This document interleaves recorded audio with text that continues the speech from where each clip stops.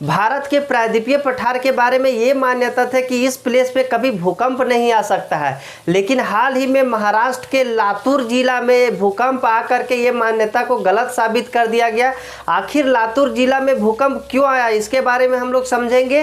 और आज के वीडियो में हम लोग पढ़ने वाले हैं भारत के प्रायद्वीपीय पठार के बारे में। यह जो टॉपिक है वो क्लास 9th का भूगोल का चैप्टर नंबर 2 है, जिसका नाम है भारत का भौतिक स्वरूप। भारत के भौतिक स्वरूप के अंतर्गत हम लोग हिमालय पर्वत के बारे में और भारत के उत्तरी मैदान के बारे में बहुत ही अच्छा से पढ़ चुके हैं। तो आज इस वीडियो में हम लोग पढ़ने वाले हैं भारत का प्रायद्वीपीय पठार के बारे में। तो सबसे पहले हम लोग को समझना होगा कि प्रायद्वीप का मतलब क्या होता है और पठार का मतलब क्या होता है। तो प्रायद्वीप उसे बोला जाता है जो 3 ओर से पानी से घिरा हो और 1 ओर से स्थल से घिरा हो, वैसा प्लेस को प्रायद्वीप बोला जाता है। तो देखिए भारत का ये साउथ वाला जो रीजन है, दक्षिणी भारत जो है, वहाँ पे देखिए इधर कौन सा है, तो इधर है अरब सागर, और इधर कौन सा सागर है, तो इधर बंगाल की खाड़ी है, और यहाँ पे है हिंद महासागर, जिसे इंडियन ओशियन बोला जाता है। तो इस दक्षिण भारत के तीनों ओर क्या है, पानी है, और 1 ओर से क्या लगा हुआ है, तो स्थल लगा हुआ है। तो ऐसा प्लेस को क्या बोला जाता है, प्रायद्वीप बोला जाता है। तो हम लोग प्रायद्वीप का मतलब तो समझ गए। अब पठार का मतलब समझते हैं कि पठार होता क्या है। तो देखिए पठार उसे बोला जाता है जो चारों ओर से उठा हुआ प्लेस। जैसे व्हाइट बोर्ड देखिए, व्हाइट बोर्ड क्या है, इधर से भी उठा हुआ है, इधर से भी उठा हुआ है, इधर से भी उठा हुआ है, इधर से भी उठा हुआ है। जमीन से ये चारों ओर से उठा हुआ है, और उठने के बाद यहाँ पे देखिए कैसा है, समतल प्लेस है। समतल प्लेस है ना, तो इसी तरह का जो स्ट्रक्चर होता है उसे पठार बोला जाता है। लाइक एक टेबल का स्ट्रक्चर। टेबल कैसा होता है, तो चारों ओर से उठा हुआ रहता है। जैसे देखिए एक फिगर में दिख रहा होगा आपको पठार का इमेज, वहाँ पे देखिए क्या है, ये तीर ढाल है, मतलब ये चारों ओर से उठा हुआ है, और ऊपर में क्या है, सपाट है, मतलब समतल है, तो उसे क्या बोला जाता है, पठार बोला जाता है। और इस प्रायद्वीपीय पठार का जो निर्माण हुआ था वो 13 से 16 करोड़ साल पहले हुआ था। आज इसका निर्माण नहीं हुआ है, 13 से 16 करोड़ साल पहले हुआ है। और हम लोग जब हिमालय पर्वत पढ़ रहे थे तो उसमें हम लोग पढ़े थे कि भारत पहले इस तरह से नहीं था। भारत पहले कैसा था, तो भारत पहले इतना ही था। ये जो प्रायद्वीपीय पठार हम लोग पढ़ने जा रहे हैं, बस भारत उतना ही था। ये हिमालय पर्वत का निर्माण कैसे हुआ, तो जब ये प्रायद्वीपीय भारत यहाँ से फ्लो होते हुए आया, कहाँ से आया, तो ये गोंडवाना लैंड में पहले था। देखिए जैसे हम बताते हैं, ये पूरा था क्या, ग्लोब था, और ऊपर अंगारा लैंड था, नीचे क्या था, गोंडवाना लैंड था। तो पहले प्रायद्वीपीय भारत यहाँ पे था, और यहाँ से फ्लो होने लगा कहाँ, उत्तर पूरब की ओर, मतलब इस तरह से फ्लो होने लगा, और यहाँ से बहते हुए कहाँ पे आ गया, तो भी भारत यहाँ पे है। एक कौन सा रेखा है, कर्क रेखा, और यहाँ कौन सा रेखा था, मकर रेखा था। तो पहले भारत जो था सो मकर रेखा पे था। कहाँ पे था, मकर रेखा पे। और ये गोंडवाना लैंड था, मतलब विश्व का सबसे प्राचीनतम लैंड, सबसे पुराना लैंड था। तो ये सबसे पुराना भाग है, पहले इतना ही भारत था। अब देखिए, अब जब यहाँ भारत था, यहाँ का कुछ एग्रीकल्चर होता होगा। यहाँ जब भारत था तो यहाँ पे जीव जंतु भी अलग तरह तरह के पाए जाते होंगे।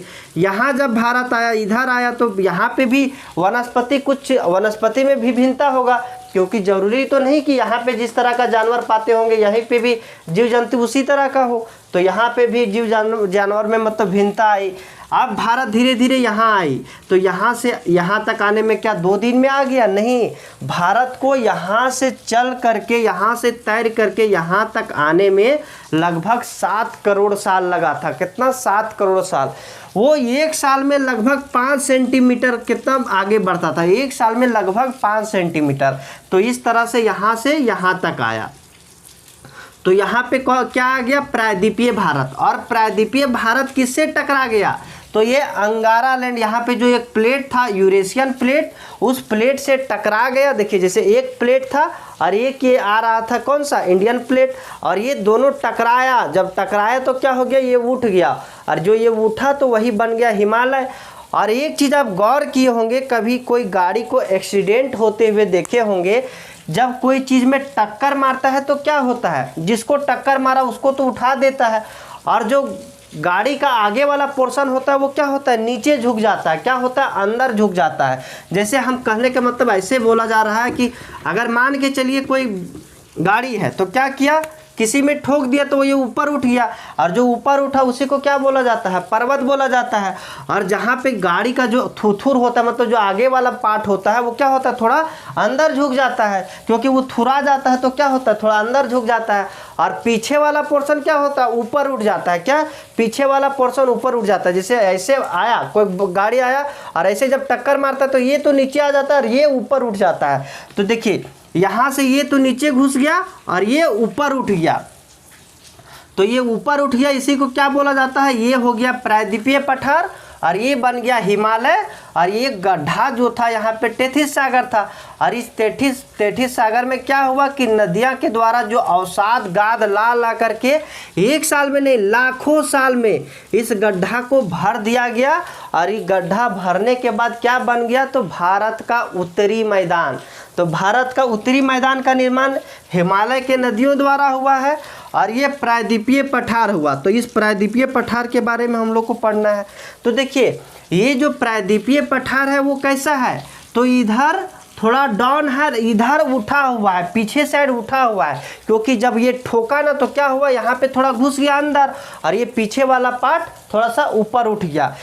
इसको कैसे साबित कर सकते हैं, तो देखिए यहाँ पे जो मालवा का पठार है उससे जितना भी नदियाँ निकलती है, जैसे सोन, बेतवा, केन, चंबल, सब नदियाँ का डायरेक्शन किधर है, तो सब नदियाँ देखिए यहाँ से निकलती है और इधर बहती है, किधर बहती है, ये उत्तरी मैदान की ओर बहती है। इससे साफ जाहिर होता है कि इधर थोड़ा डाउन है और इधर थोड़ा उठा हुआ है। अब हम लोग समझते हैं, देखिए जब ये गोंडवाना लैंड से टूट करके प्रायद्वीपीय भारत जब आ रही थी, प्रायद्वीपीय भारत जब आ रहा था तो क्या था, यहाँ पहले से कौन सा सागर था, जैसे अरेबियन सी था। तो अरेबियन सी में जो पानी था, तो पानी के नीचे प्लेट होगा ना, प्लेट होगा उसी पे ना पानी है। जैसे कोई ज़मीन तो होगा ना, तो ज़मीन पे ही पानी है। जैसे मान के चलिए कि एक ये गिलास है, या ये दिखा रहे, एक सेकेंड, जैसे मान के चलिए कि ये हो गया अरेबियन सी, अरब सागर हो गया, ये अरब सागर का प्लेट है, और इस अरब सागर में क्या है, तो इस अरब सागर में पानी है, पानी है। तो देखिए अब जब यहाँ से एक क्या आ रहा था, इंडिया आ रहा था, इंडिया जब ऐसे फ्लो हो रहा था तो इस प्लेट से टकराएगा ना, ये जो अरेबियन सी का प्लेट था इस प्लेट से तो ज़रूर टकराएगा। तो इस प्लेट से जब टकराया तो यहाँ पे पूरा हलचल हो गया, क्या हो गया, पूरा हलचल हो गया। जब पूरा हलचल हो गया तो वहाँ से क्या निकला, तो इस प्लेट के अंदर जो मैग्मा था, लावा था, वो कहाँ पे निकला, बाहर निकला। जैसे मान के चलिए जब दो प्लेट ऐसे टकराया, ये इंडियन प्लेट आया और यहाँ पे हलचल उत्पन्न किया, इधर उधर हुआ, तो यहाँ पे जो नीचे में क्या था, मैग्मा था, वो मैग्मा क्या हुआ, बाहर निकला। और वो मैग्मा बाहर निकल के क्या हुआ, पूरा ये प्रायद्वीपीय पठार में बिछ गया। और वो मैग्मा जो है 1-2 दिन तक नहीं निकला, लाखों साल तक वो मैग्मा निकलता रहा। और लाखों साल तक वो मैग्मा निकलने के कारण क्या हुआ, इस पूरा प्रायद्वीपीय भारत में लेयर पर लेयर बिछने लगा। जैसे मान के चलिए यहाँ से जब प्रायद्वीपीय पठार ये यहाँ हलचल हुआ तो पूरा ये क्या निकला, ये पूरा मैग्मा निकला। और मैग्मा क्या हुआ, जैसे मान के चलिए यहाँ पे मैग्मा निकलेगा, जैसे कटोरी में पानी था तो ये जहाँ से निकलता है वहाँ पे जा, जैसे मान के चलिए यहाँ से हम पानी उछलाते हैं तो ये कितना दूर तक जाएगा, आसपास के एरिया में थोड़ा ज़्यादा गिरेगा, लेकिन दूर दूर तक एरिया में थोड़ा कम गिरेगा ना पानी। तो इसी तरह मैग्मा था, सो इधर पूरा बिछ गया, क्या इधर पूरा बिछ गया मैग्मा, लेकिन दूर दूर तक भी बिछा, लेकिन यहाँ के अपेक्षा थोड़ा कम बिछा।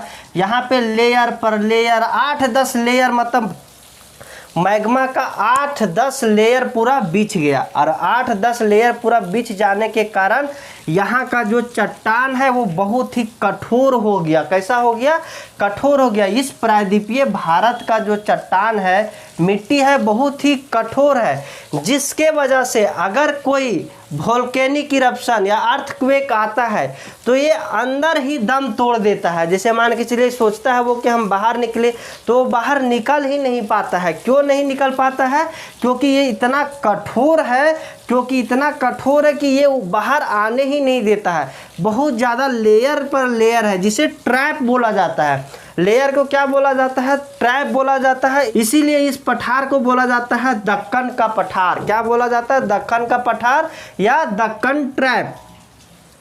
ट्रैप क्यों बोला जाता है? क्योंकि ये लेयर पर लेयर बिछा हुआ है। अब जब लेयर पे लेयर बिछा हुआ है तो देखिए यहाँ महाराष्ट्र में तो बहुत ज़्यादा लेयर हुआ। अब यहाँ से जब वोल्केनो निकल रहा था, मैग्मा निकल रहा था, तो ये थोड़ी कि ये ज़मीन साइड ही आएगा, ये समुद्र साइड भी तो गिरेगा मैग्मा। ऐसा नहीं ना कि ये ज़मीन खोज के जाएगा कि नहीं ज़मीन किधर है, हमको उधर ही गिरना है। तो ये ज़मीन के साइड तो केवल गिरेगा नहीं, कुछ मैग्मा इधर भी गिरेगा। जैसे इधर जो गिरा वही बना क्या, यहाँ पे जो लक्षद्वीप है, यहाँ पे जो उठा हुआ प्लेस है वो क्या है, ये मैग्मा से ही बना हुआ है। मैग्मा मतलब क्या होता है? एक चट्टान होता है जो ठंडा होने के बाद लावा बन जाता है। तो ये मैग्मा इधर भी गिरा। देखिए ये आपका थोड़ा डिटेल है, मतलब ये बेसिक कॉन्सेप्ट है कि ये प्रायद्वीपीय पठार बना कैसे। इसके बाद हम लोग समझेंगे कि 9th क्लास में जो जो पॉइंट दिया हो उसको भी हम लोग बहुत ही अच्छा से समझने वाले हैं। अभी सिर्फ समझते हैं हम लोग कि ये प्रायद्वीपीय पठार बना कैसे आखिर। तो देखिए यहाँ से अब जब मैग्मा निकल रहा था तो यहाँ पूरा क्या हो गया, ये पूरा मैग्मा का सबसे ज़्यादा परत बिछ गया और ये सबसे ज़्यादा कठोर हो गया। और इधर भी लेयर बिछा, लेकिन इधर का लेयर यहाँ की अपेक्षा थोड़ा क्या है, कमज़ोर है। और देखिए जब मैग्मा जमता है ना, जमने के बाद उसमें जब घिसावट होती है और घिसने के बाद वो कैसा कलर ले लेता है, तो ब्लैक कलर लेता है। इसीलिए इस दक्कन ट्रैक्ट में जो मिट्टी पाया जाता है वो कैसा पाया जाता है, तो ब्लैक सॉइल पाया जाता है। क्या पाया जाता है? ब्लैक सॉइल पाया जाता है। और देखिए जब यहाँ मैग्मा जब बिछ रही थी, मैग्मा जब इसके ऊपर चढ़ रहा था, लावा का जब फ्लो हो रहा था, तो यहाँ पे क्या जीव जंतु नहीं होंगे? जीव जंतु तो होंगे, पेड़ पौधा होंगे। अब सब पेड़ पौधा क्या हुआ, लावा जब निकल रहा था, मतलब धधकता हुआ आग जब निकल रहा था, तो यहीं पे सब दब गए। और यहाँ पे दबने के कारण यहाँ सब क्या बन गए, सब अवशिष्ट बन गए, कोयला, पेट्रोल, खनिज क्या बन गए, कोयला वगैरह बन गए, खनिज पदार्थ बन गए। लेकिन देखिए अब इधर भी तो खनिज पदार्थ गिरा ना, तो क्या इस समुद्र में नहीं होंगे जीव जंतु, मछली नहीं होगी, कछुआ तैर रहा होगा। अब ऊपर से धड़ाधड़ धड़ाधड़ क्या गिरने लगा, ऊपर से गिरने लगा मैग्मा, और मैग्मा से क्या हो गया, वो सब भी दब गया, जिसके कारण क्या बना, वो सब बन गया पेट्रोल। इसीलिए जो मुंबई का बम्बई हाईवे है वहाँ से सबसे ज़्यादा पेट्रोल निकलता है। और इधर का लेयर थोड़ा कमज़ोर है, इसीलिए यहाँ से खोद खोद करके कोयला या खनिज पदार्थ को निकाल लिया जा रहा है। लेकिन महाराष्ट्र में भी कोयला खनिज पदार्थ पाया जाएगा कि नहीं पाया जाएगा? ज़रूर पाया जाएगा, लेकिन यहाँ से निकालना अभी थोड़ा टफ है क्योंकि यहाँ का लेयर बहुत ही कठोर है। अब हम लोग समझेंगे क्या कि इस प्रायद्वीपीय भारत में भूकंप तो आ नहीं सकता था क्योंकि ये बहुत ज़्यादा कठोर हो गया था। लेकिन लातूर में भूकंप कैसे आया? तो देखिए जब ये क्या हो रहा था, जब ये मैग्मा बिछ रहा था, जब लावा बिछ रहा था, जैसे छत का ढलैया होता है, तो छत का ढलैया जब होता है तो कहीं पे मान के चलिए उसका जो मसाला होता है वो देना छूट गया, तो क्या बच जाता है, छेदा बच जाता है, तो वहाँ से पानी इंटर करेगा ना, पानी इंटर करेगा। इसी तरह जब मैग्मा बिछ रहा था, जब लावा बिछ रहा था, तो ये महाराष्ट्र के लातूर में एक जगह ऐसा बचा कि वहाँ पे मैग्मा बिछा ही नहीं और वहाँ से बाहर निकलने का रास्ता मिल गया। इसीलिए लातूर में भूकंप आया था, एक लातूर में भूकंप आया था। बाकी बात ये सब प्लेस में भूकंप नहीं आ सकता है क्योंकि ये बहुत ज़्यादा कठोर है, बहुत ज़्यादा मजबूत है। अब हम लोग समझते हैं कि इस प्रायद्वीपीय भारत को 2 भागों में बांटा जाता है। कितना भागों में बांटा जाता है? 2 भागों में। तो 2 भागों में जो बांटा जाता है तो कोई होगा बांटने वाला ना, तो ये कौन सा रिवर है, तो ये है नर्मदा रिवर। क्या? नर्मदा रिवर। ये कौन सा रिवर है? नर्मदा रिवर। और इस नर्मदा रिवर के कारण क्या होता है कि ये प्रायद्वीपीय पठार जो है वो 2 भागों में बट जाता है। कितना भागों में बट जाता है? 2 भागों में। नीचे वाला को बोला जाता है दक्षिण का पठार क्योंकि ये दक्षिण के साइड है, इसीलिए इसे दक्षिण का पठार या दक्कन का पठार बोला जाता है। क्या? दक्षिण का पठार या दक्कन का पठार बोला जाता है। और ऊपर वालों को क्या बोला जाता है? तो ऊपर वाला को बोला जाता है उच्च मध्य भूमि। क्या? उच्च मध्य भूमि। इसे उच्च मध्य भूमि क्यों बोला जाता है? क्योंकि देखिए ये भारत के पूरा मध्य में है। क्या? भारत का पूरा मध्य में है। इधर भी है कुछ प्लेस, उधर भी है कुछ प्लेस, और ये पड़ जाता है भारत का पूरा बीचों बीच में, इसीलिए इसे बोला जाता है उच्च मध्य भूमि। तो प्रायद्वीपीय पठार को कितना भागों में बांटा गया है? तो प्रायद्वीपीय पठार को 2 भागों में बांटा गया है, एक दक्कन का पठार और एक उच्च मध्य भूमि। तो सबसे पहले हम लोग उच्च मध्य भूमि के बारे में पढ़ लेते हैं। तो देखिए ये कौन सा था? मध्य उच्च भूमि। और मध्य उच्च भूमि को बांटने का काम कौन किया है? तो ये नर्मदा रिवर। इस नर्मदा रिवर के ऊपर में कौन सा पर्वत है? तो विंध्य पर्वत है। कौन सा पर्वत है? विंध्य पर्वत है। और यहाँ पे जो है वो कौन सा है पठार? तो ये मालवा का पठार है। मतलब ये मध्य उच्च भूमि जो सबसे बड़ा एरिया है वो मालवा का एरिया है, इसे बोला जाता है मालवा का पठार। क्या बोला जाता है? मालवा का पठार। और इस मालवा पठार का जो रीजन है, इसके नीचे मतलब इसके दक्षिण में कौन सा पर्वत है? तो विंध्य पर्वत है। इसके उत्तर पश्चिम में कौन सा पर्वत है? तो यहाँ पे अरावली पर्वत है। कौन सा पर्वत है? अरावली पर्वत है। तो यहाँ पे कौन सा पठार हो गया? मालवा का पठार हो गया। और इसी मालवा पठार के आगे जो ये पूर्वी विस्तार है, यहाँ पे कौन सा है? बुंदेलखंड का पठार। यहाँ पे है बघेलखंड का पठार। क्या? बुंदेलखंड का पठार, बघेलखंड का पठार। और सबसे पूर्वी विस्तार इसका है जिसे बोला जाता है छोटा नागपुर का पठार। क्या बोला जाता है? छोटा नागपुर का पठार। और इस छोटा नागपुर के पठार के उत्तर पूर्व में कौन सा पहाड़ी है? तो यहाँ पे है राजमहल की पहाड़ियाँ। क्या है? राजमहल का पहाड़ियाँ। तो बोला जाता है कि जो मालवा का पठार है इसका पश्चिम उत्तर में कौन सा पर्वत है? तो अरावली पर्वत है। और ये जो अरावली पर्वत है वो गुजरात से लेकर के राजस्थान होते हुए दिल्ली तक फैला हुआ है। और ये अरावली पर्वत बहुत ही महत्वपूर्ण है, क्योंकि देखिए इस दिल्ली में, यहाँ पे दिल्ली में भारत का जो संसद भवन है, राष्ट्रपति भवन है, इंडिया गेट है, सब इसी पर्वत पे है। सब इसी अरावली पर्वत पे ही है। जितना भारत का जो संसद भवन हो गया, चाहे इंडिया गेट हो गया, चाहे तो राष्ट्रपति भवन हो गया, सब इसी पर्वत पे बनाया गया है। और इसके नीचे में कौन सा पर्वत है? तो विंध्य पर्वत या विंध्याचल पर्वत है।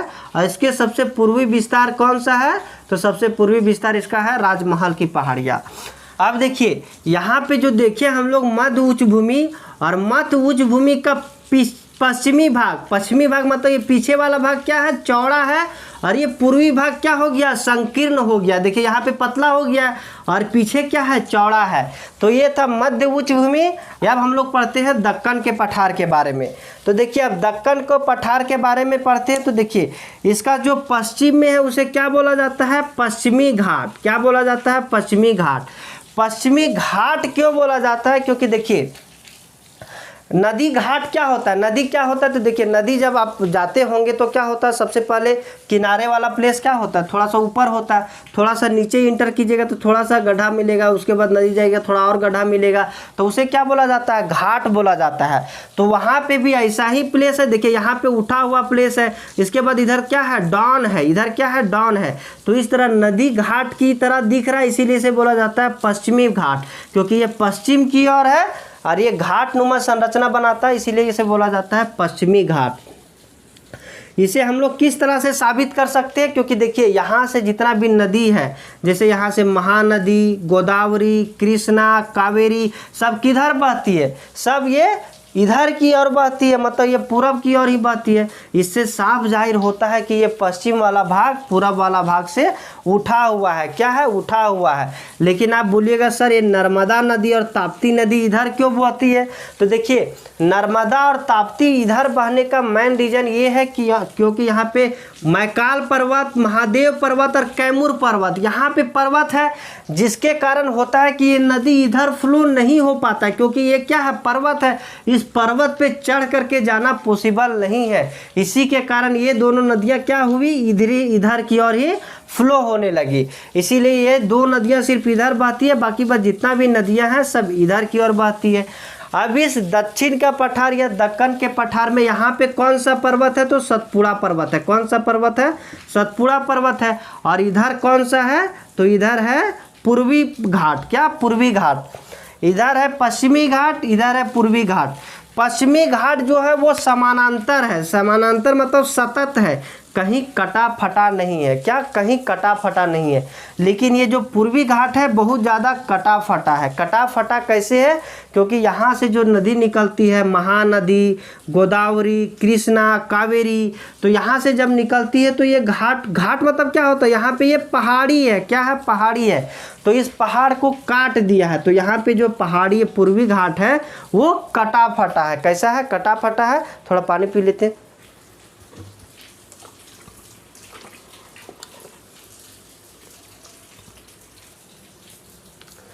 बहुत ज़्यादा कटा फटा है। तो देखिए ये क्या है, बहुत ज़्यादा कटा फटा है। अब देखिए ये जो प्रायद्वीपीय भारत है उसका विस्तार बस इतना ही नहीं है, इसका विस्तार इधर भी है। क्या है, तो ये पूरब की ओर। और इस पूरब की ओर विस्तार किसका है, तो यहाँ पे जो क्या था, छोटा नागपुर का पठार, मतलब ये झारखंड में जो पाया जाता है छोटा नागपुर का पठार, उसका विस्तार ये पूरब की ओर भी है। लेकिन इस पूरब की ओर जब विस्तार था तो यहाँ पे जो नदी निकल रही थी, गंगा नदी, वो कहाँ पे, यहाँ पे ये जो प्रायद्वीपीय पठार को तोड़ दी। क्या तोड़ दी, मतलब यहाँ से जब नदी फ्लो होगा तो यहाँ पे काट दी इस प्रायद्वीपीय पठार को। जब प्रायद्वीपीय पठार को काट दी तो इस गैप, जो गैप बना यहाँ पे, मान के चलिए यहाँ पे गैप बना ना, यहाँ तक प्रायद्वीपीय पठार है, उसके बाद यहाँ पे गैप है, क्योंकि यहाँ पे नदी बना दी, क्या मैदान बना दी। तो यहाँ से जब फ्लो होने लगा तो ये गैप बन गया, तो इसे क्या बोला जाता है, मालदा गैप। क्या बोला जाता है, मालदा गैप। और यहाँ पे जो पठार है इसे बोला जाता है मेघालय का पठार, या इसे बोला जाता है कार्बी एंगलोंग की पठार, या उत्तरी कचार पहाड़ी बोला जाता है। तो इस मेघालय के पहाड़ को 3 नामों से जाना जाता है। और यहाँ पे कुछ पर्वत बोला जाता है, पर्वत पाया जाता है जिसे गारो, खासी और जयंतिया के नाम से जाना जाता है, जो मेघालय में स्थित है। तो ये जो मेघालय का पठार है वो किसका विस्तार है, तो ये प्रायद्वीपीय पठार का ही पूर्वी विस्तार है। या अब हम लोग समझते हैं कि ये जो प्रायद्वीपीय पठार है वो कौन साइड ज़्यादा ऊंचा है, मतलब इधर ज़्यादा ऊंचा है या इधर ज़्यादा ऊंचा है। तो ये प्रायद्वीपीय पठार इधर थोड़ा ज़्यादा ऊंचा है, क्योंकि जब हम लोग स्टार्टिंग में बताए थे कि जब यहाँ पे ये टक्कर मारा तो पीछे के साइड क्या हो गया, उठ गया। तो यहाँ का जो पर्वत है, यहाँ पे जो पहाड़ी पाया जाता है वो क्या है, थोड़ा ऊंचा ऊंचा है। जैसे यहाँ पे पाया जाता है अनाई मोड़ी पाया जाता है, या नीलगिरी पाया जाता है, चाहे तो यहाँ पे एक इलायची पर्वत है। ये सब क्या है, ऊंचा ऊंचा पर्वत है। और इधर थोड़ा क्या है, वो डाउन पर्वत है, जिसके वजह से क्या होता है कि यहाँ से देखिए, यहाँ से क्या होता है, ये क्या है, समुद्र है। तो यहाँ से बनता है वाटर वेपर। क्या बनता है, जलवाष्प बनता है। और वही जलवाष्प के कारण क्या होता है कि इस पहाड़ से टकरा करके बादल, जैसे यहाँ पे हवा के कारण फ्लो होता है, तो कहाँ से टकराता है, ये पर्वत जो पाया जाता है उस पर्वत से टकराता है। और यहाँ पे क्या होता है, बहुत ज़्यादा वर्षा होती है। क्या, बहुत ही ज़्यादा वर्षा होती है। तो यहाँ पे बहुत ज़्यादा वर्षा होती है। अब देख लेते हैं दोनों का ऊंचाई, जैसे यहाँ जो पर्वत पाया जाता है उसका ऊंचाई और इधर जो पर्वत पाया जाता है उसका ऊंचाई। तो इधर जो पर्वत पाया जाता है वो एवरेज कितना है, इसका औसत ऊंचाई 900 से 1600 मीटर है। कितना, 900 से 1600 मीटर है। और इधर जो पर्वत पाया जाता है, पूर्वी घाट की ओर जो पर्वत पाया जाता है उसका औसत ऊंचाई लगभग कितना है, 600 मीटर। कितना है, 600 मीटर। यहाँ पे 2 पर्वत पाया जाता है जो ऊंचा ऊंचा है। एक कौन सा है, तो यहाँ पे पाया जाता है, देखिए यहाँ से ये पश्चिमी घाट है, पश्चिमी घाट है। और यहाँ से पाया पूर्वी घाट, यहाँ से आया पूर्वी घाट। और ये दोनों यहाँ पे टकराया, तो टकराया जहाँ पे, वहाँ पे एक पर्वत पाया जाता है जिसे बोला जाता है नीलगिरी पर्वत। क्या बोला जाता है, इसे बोला जाता है नीलगिरी पर्वत। लेकिन ये पश्चिमी घाट का विस्तार यहीं तक नहीं है, ये थोड़ा और नीचे तक गया है। क्या, थोड़ा और नीचे तक गया है। और इस पर्वत का नाम है क्या, अन्नामलाई। क्या है, अन्नामलाई। और अन्नामलाई का सबसे ऊंची जो चोटी, सबसे ऊंची जो पर्वत है जिसे बोला जाता है अनाई मुड़ी। और अनाई मुड़ी का जो ऊंचाई है वो कितना है, 2695। कितना, 2695 मीटर है। और यहाँ पे जो नीलगिरी पर्वत है, और नीलगिरी पर्वत की जो सबसे ऊंची चोटी है जिसे बोला जाता है डोडा बेटा। और डोडा बेटा का ऊंचाई कितना है, तो यहाँ पे इसका ऊंचाई है 2633 मीटर। कितना है, 2633 मीटर। और इस नीलगिरी पर्वत में बहुत सारा टूरिस्ट प्लेस है जो घूमने लायक जगह है, जैसे ऊटी हो गया, कोडाई कनाल हो गया, ये सब क्या है, एक टूरिस्ट प्लेस है। लेकिन इधर जो पर्वत है, इधर जो पर्वत है, यहाँ पे कौन सा पर्वत है, तो यहाँ है महेंद्रगिरी। क्या है, महेंद्रगिरी। और इस महेंद्रगिरी का ऊंचाई जो है वो कितना है, 1500 मीटर। कितना है, 1500 मीटर। कितना है, 1500 मीटर है। और इस महेंद्रगिरी पर्वत से लेकर के कहाँ तक, नीलगिरी पर्वत तक, ये कौन सा हो गया, पूर्वी घाट, और ये हो गया पश्चिमी घाट। क्या हो गया, पश्चिमी घाट। तो देखिए पूर्वी घाट कटा फटा है, जिसके कारण यहाँ से पास होना पॉसिबल है, आसानी से हम लोग पास हो सकते हैं। लेकिन ये क्या है, ये सतत है, यहाँ पे कटा हुआ नहीं है, जिसके कारण यहाँ पे होता है, ये घाट होता है। ये घाट यहाँ पे पाया जाता है जिसे बोला जाता है थाल घाट। उसके नीचे एक घाट है जिसे बोला जाता है भोर घाट, पाल घाट। ये थाल घाट जो है वो महाराष्ट्र को नासिक से जोड़ता है और ये महाराष्ट्र से पुणे की ओर जोड़ता है। तो इस तरह से हम लोग घाट के रास्ते, जैसे मान के चलिए यहाँ पे सी पोर्ट रुकी, तो सी पोर्ट के जाने के लिए कोई रास्ता चाहिए ना, तो इसी घाट से जाती है, इसी घाट से इंटर करती है। जो सी पोर्ट में जो सामान आया उसको ले जाने के लिए इसी घाट से ले जाया जाता है। और यहाँ पे देखिए ये पूर्वी घाट है। इस पूर्वी घाट के जो पश्चिमी भाग है, मतलब दक्षिणी पश्चिमी जो भाग है, तो यहाँ पे दो पहाड़ी है जिसे बोला जाता है, एक सेवराय की पहाड़ी और जावेड़ी की पहाड़ी। तो दो यहाँ पे पहाड़ी है पूर्वी घाट के दक्षिणी पश्चिमी भाग में। दक्षिणी पश्चिमी भाग में दो पहाड़ी है। तो हम लोग समझे कि इस प्रायद्वीपीय पठार को जो निर्माण हुआ है वो किससे हुआ है, तो ज्वालामुखी क्रिया के द्वारा हुआ है। यहाँ पे जो ब्लैक सॉइल है उसका निर्माण क्या हुआ, देखिए यहाँ पे सबसे ज़्यादा ब्लैक सॉइल इसी पाया जाता है क्योंकि जो लावा है वो लावा जब उसमें घिसावट होती है तो वो ब्लैक सॉइल का रूप ले लेता है। तो यहाँ पे सबसे ज़्यादा ब्लैक सॉइल पाया जाता है और इस ब्लैक सॉइल का जो निर्माण हुआ है वो ज्वालामुखी क्रिया के कारण हुआ है। और जो ज्वालामुखी क्रिया के कारण जो पठार का निर्माण होता है या जो चट्टान का निर्माण होता है उसे बोला जाता है आग्नेय चट्टान। क्या बोला जाता है, आग्नेय चट्टान। तो ये आग्नेय एवं रूपांतरित शैलों से बना है कौन सा पठार, तो प्रायद्वीपीय पठार। तो आपको वीडियो कैसा लगा कमेंट करके ज़रूर बताइएगा। और इस चैनल को अगर सब्सक्राइब नहीं किए होंगे तो सब्सक्राइब जरूर कर लीजिएगा ताकि हम नेक्स्ट वीडियो जैसे ही अपलोड करें तो आपके पास सबसे पहले नोटिफिकेशन पहुंच जाए। अब हम लोग नेक्स्ट वीडियो में भारतीय मरुस्थल के बारे में पढ़ेंगे। आज लाइट नहीं होने के कारण वीडियो थोड़ा आप लोग को साफ नहीं दिख रहा होगा, इसके लिए सॉरी। तो हम लोग अब मिलते हैं नेक्स्ट वीडियो में। तो आज के लिए बाय बाय।